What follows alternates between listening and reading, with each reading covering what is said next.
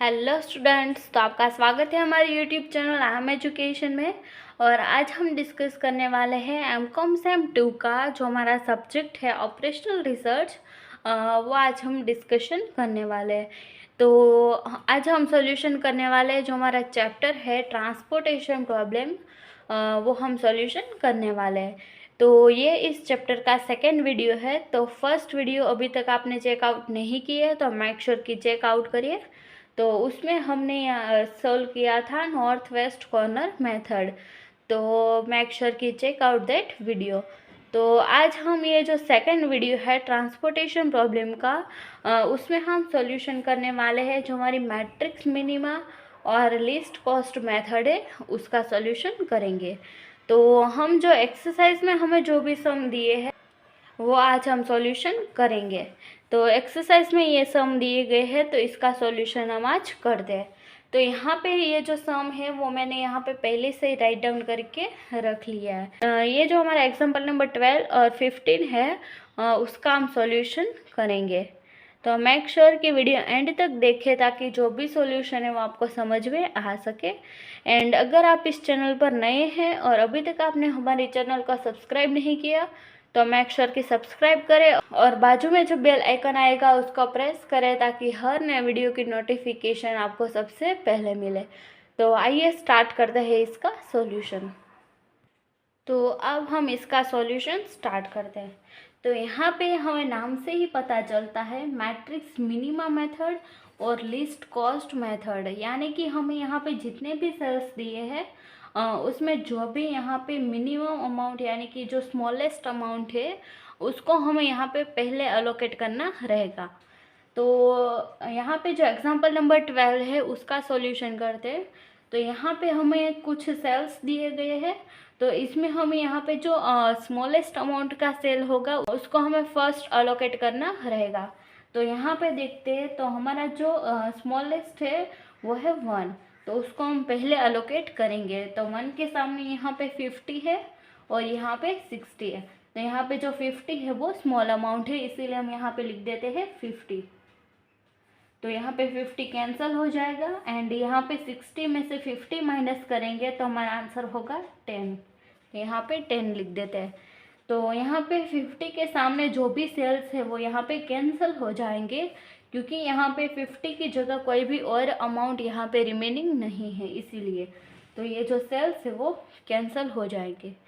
तो फिर अब हम जो 1 से जो बड़ी अमाउंट होगी वो हम यहाँ पे कंसीडर करेंगे। तो यहाँ पे जो क्रॉस हो गई ये सेल कैंसिल हो गए उसको कंसीडर नहीं करेंगे, तो इसको हमें कंसीडर नहीं करना है। तो इसके एक्सेप्ट हमें यहाँ पे जो स्मॉल अमाउंट दिख रही है वो है 2, तो यहाँ पे हम 2 को अलोकेट करेंगे। तो यहाँ पे जो 2 है उसके सामने यहाँ पे 25 है और यहाँ पे 40 है, तो स्मॉल अमाउंट है 25। तो यहाँ पे हम 25 ये यहाँ पे लिख लेंगे। तो यहाँ पे ये जो 25 है वो कैंसिल हो जाएगा एंड 40 में से हम माइनस करेंगे 25, तो हमारा जो आंसर आएगा वो होगा 15। तो हम यहाँ पे लिख देते हैं 15। तो यहाँ पे 25 कैंसिल हो गए, यहाँ पे कुछ भी अमाउंट रिमेनिंग नहीं है, इसीलिए 25 के सामने जितने भी सेल्स है उसको हम यहाँ पे कैंसिल कर देंगे। तो यहाँ पे ये सेल भी कैंसिल हो गया और ये सेल भी कैंसिल हो गया। फिर अब हम यहाँ पे देखते हैं कि इसमें से जो बाकी के जो सेल्स बचे हैं उसमें से स्मॉल अमाउंट कौन सी है। तो इसमें से स्मॉल अमाउंट है यहाँ पे 3, तो यहाँ पे 3 को हम अलोकेट करेंगे। तो यहाँ पे 10 एंड यहाँ पे है 25। तो यहाँ पे 10 जो है वो स्मॉल अमाउंट है, इसीलिए हम यहाँ पे लिख देंगे 10। तो यहाँ से 10 कैंसिल हो जाएगा एंड यहाँ से 25 माइनस 10 करेंगे तो हमारा आंसर होगा 15। तो यहाँ पे 10 है वो कैंसिल हो गया, तो यहाँ पे कुछ भी रिमेनिंग अमाउंट नहीं है, तो इसीलिए इसके सामने के जितने भी सेल्स है वो कैंसिल हो जाएंगे।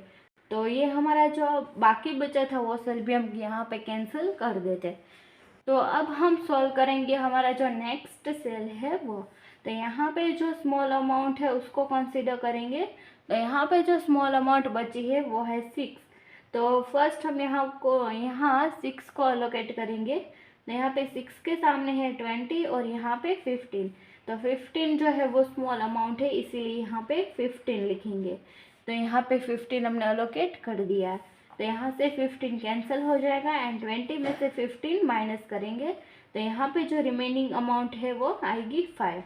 तो ये जो 15 जो है वो कैंसिल हो गया, इसके लिए यहाँ पे इसके सामने जितने भी सेल्स हैं वो हम कैंसिल कर देंगे, क्योंकि यहाँ पे कुछ भी अमाउंट जो है वो रिमेनिंग नहीं है। तो फिर अब हम यहाँ पे 2 सेल बचे हैं हमारे पास। तो इन दोनों में से जो भी लिस्ट यानी कि जो भी स्मॉल अमाउंट है उसको अलोकेट करेंगे तो वो है 7। तो 7 के सामने यहाँ पे है 15 एंड यहाँ पे है 20। तो 15 यहाँ पे स्मॉल अमाउंट है इसलिए यहाँ पे 15 लिखेंगे एंड 15 यहाँ से कैंसिल हो जाएगा और 20 में से 15 माइनस करेंगे तो इसका आंसर आएगा 5। तो अब हमारा जो लास्ट सेल है उन दोनों के सामने 5 और 5 है, तो यहाँ पे लिखेंगे हम 5। तो ये जो सेल्स है वो हमने यहाँ पे एलोकेट कर दिए। तो आई होप कि आपको ये समझ में आया होगा। तो यहाँ पे हम फिर लिखेंगे एक्स करके, यानी कि हमारा जो सेल है उसकी अमाउंट जो है जो हमने अलोकेट की है वो हमें यहाँ पे राइट डाउन करनी रहेगी। तो यहाँ पे ए बी सी यानी कि ये हमारा फर्स्ट, ये सेकंड, ये थर्ड रो हो गई। तो यहाँ पे first row and first column को हमने क्या किया, तो यहाँ पे 1 1 लिखेंगे यानी कि ये 1 और ये, तो इसका अमाउंट है 5।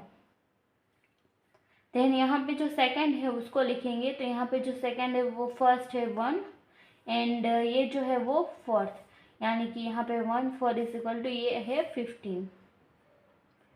फिर यहाँ पे लिखेंगे ये हमारी जो सेकंड रो है इसलिए यहाँ पे 2 एंड यहाँ पे फर्स्ट कॉलम है इसलिए फर्स्ट 15। फिर यहाँ पे x 2 एंड 3, तो यहाँ पे लिखेंगे x 2 3 इज इक्वल टू 25। फिर यहाँ पे होगा 3 एंड 2, तो 3 एंड 2 यहाँ पे होगा 50 एंड x 3 एंड 4 यानी कि 10, तो 3 4 इज इक्वल टू 10। तो ये हमारा जो आंसर है वो हमने यहाँ पे लिख दिया है। तो अब हम फाइंड आउट करते हैं हमारा जो टोटल ट्रांसपोर्टेशन कॉस्ट है वो। तो यहाँ पे लिख देते हैं टोटल ट्रांसपोर्टेशन कॉस्ट। तो यहाँ पे जो हम जितने भी सेल्स हमने अलोकेट किए हैं उन दोनों को हम यहाँ पे मल्टीप्लाई करेंगे। तो यहाँ पे जो हमारा फर्स्ट सेल है वो है 5 एंड 8। तो यहाँ पे लिखेंगे 5 इंटू में 8 प्लस करेंगे, तो यहाँ पे लिखेंगे 15 इंटू में 7, यहाँ पे है 15 इंटू में 6, तो 15 इंटू 6, यहाँ पे 25 एंड 2, तो 25 इंटू में 2, देन यहाँ पे है 50 इंटू 1 प्लस 10 इंटू में 3। तो यहाँ पे जो अमाउंट थी वो भी हमने राइट डाउन कर लिए। तो अब हम इसका सिंप्लीफिकेशन करेंगे। तो यहाँ पे जितने भी अमाउंट है उसको मल्टीप्लाई करके यहाँ पे हम लिख देते हैं। तो यहाँ पे मल्टीप्लाई करके हमने जो भी अमाउंट थी वो हमने यहाँ पे राइट डाउन कर दिए। तो अब हम इन सब का टोटल करेंगे तो हमारा इसका आंसर आएगा 365 रुपीज़। तो ये हमारा जो टोटल ट्रांसपोर्टेशन कॉस्ट है वो भी हमें यहाँ पे मिल गया। तो अब हम फाइंड करते हैं ये जो हमारा सॉल्यूशन है जो हमने फाइंड आउट किया वो हमारा डी जनरेट है और जनरेट है, वो हम यहाँ पे फाइंड आउट करेंगे। तो हमारा जो अलोकेशन सेल्स है, जो अलोकेटेड सेल्स है वो हमारा होना चाहिए m + n-1 के इज इक्वल, यानी कि हमारा जो m + n-1 का जो आंसर आएगा उतने ही सेल्स हमें यहाँ पे अलोकेटेड होने चाहिए ताकि हमारा जो सॉल्यूशन है वो डी जनरेट होगा।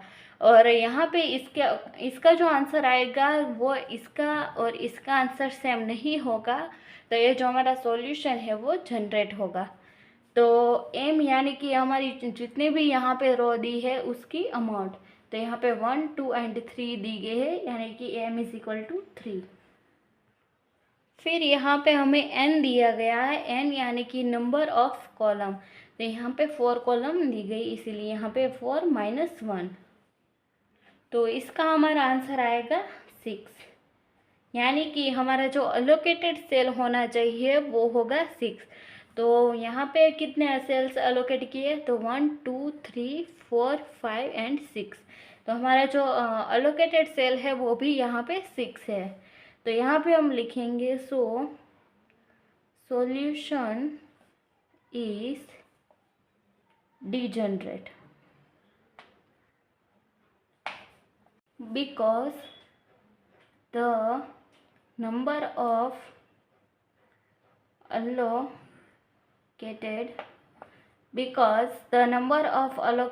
cells is 6, which is equal to m plus n minus 1। तो इसीलिए ये जो हमारा आंसर है, जो सॉल्यूशन है, वो हमारा डीजनरेट हुआ, क्योंकि ये जो हमारा अलोकेटेड सेल्स है वो 6 है, जो इसका आंसर है वो इसके इक्वल टू है, इसीलिए जो हमारा सॉल्यूशन है वो डीजनरेट हुआ। तो आई होप कि आपको ये समझ में आया होगा। तो एग्जाम्पल नंबर 12 हमने यहाँ पे कंप्लीट सॉल्व कर दिया है। तो अब हम सॉल्यूशन करेंगे हमारा जो नेक्स्ट क्वेश्चन है एग्जाम्पल नंबर 15, उसका सॉल्यूशन करेंगे। तो अब हम स्टार्ट करते हैं जो हमारा एग्जाम्पल नंबर 15 है उसका सॉल्यूशन। तो यहाँ पे हम फर्स्ट फाइंड आउट करते हैं हमारी जो स्मॉल अमाउंट है वो। तो यहाँ पे जो हमारी स्मॉल अमाउंट है वो है 2। तो फर्स्ट हम यहाँ पे 2 का जो सेल है वो अलोकेट करेंगे। तो यहाँ पे 2 के सामने हमें यहाँ पे 15 दिया है और यहाँ पे 25 दिया है। तो इन दोनों में से ये 15 जो है वो स्मॉल अमाउंट है, इसीलिए हम यहाँ पे 15 लिखेंगे। एंड यहाँ पे जो 15 है वो कैंसिल हो जाएगा। एंड 25 में से 15 माइनस करेंगे तो यहाँ पे जो रिमेनिंग अमाउंट आएगी वो होगी 10। तो यहाँ पे जो 15 है वो यहाँ पे कैंसिल हो गया है और यहाँ पे बाकी के जो अमाउंट है वो 0 है, यानी कि यहाँ पे कुछ भी रिमेनिंग नहीं है। इसीलिए यहाँ पे जो 15 के सामने जितने भी सेल है उसको हम यहाँ पे कैंसिल कर देंगे। तो अब हमें यहाँ पे इनमें से जो हमारा सेल कैंसिल हो गया है उसको हमें यहाँ पे कंसीडर नहीं करना है, और बाकी की जो अमाउंट बची है, जो भी सेल्स बचे हैं, उसमें से जो हमारा स्मॉल सेल्स होगा उसको हमें फाइंड आउट करना रहेगा। तो इसमें से हमारा जो स्मॉल सेल है वो है 4। तो अब हम यहाँ पे 4 को अलोकेट करेंगे। तो 4 के सामने यहाँ पे 15 और यहाँ पे भी है 15, तो यहाँ पे हम लिखेंगे 15। तो यहाँ पे भी 15 कैंसिल हो जाएगा और यहाँ पे भी 15 कैंसिल हो जाएगा, यहाँ पे कुछ भी अमाउंट रिमेनिंग नहीं रहेगी। तो यहाँ पे 15 के सामने जितने भी सेल है और यहाँ पे भी 15 के सामने जितने भी सेल है वो हम यहाँ पे कैंसिल कर देंगे। तो यहाँ पे जो सेल है वो भी हमने यहाँ पे कैंसिल कर दिए। तो बाकी के जो सेल बचे हैं उसमें जो स्मॉल अमाउंट है वो है 5। तो यहाँ पे यहाँ पे 5 के सामने दोनों साइड 10 ही है, तो यहाँ पे हम 10 अलोकेट करेंगे। तो यहाँ पे ये 10 और ये 10 कैंसिल हो जाएगा। तो इन दोनों के सामने जो भी सेल है वो भी कैंसिल हो जाएंगे। तो यहाँ पे ये सेल और यहाँ पे ये सेल कैंसिल हो जाएगा। फिर हमारा जो लास्ट सेल बचा है वो है 8। तो 8 के सामने यहाँ 10 है और यहाँ पे भी 10 है, तो यहाँ पे 10 ही अलोकेट होगा। तो यहाँ 10 और ये 10 कैंसिल हो जाएंगे। तो ये हमारा जो अलोकेटेड सेल है वो हमने यहाँ पे सेल्स का अलोकेशन भी कंप्लीट कर दिया है। तो अब हम इसका आंसर लिख देते हैं।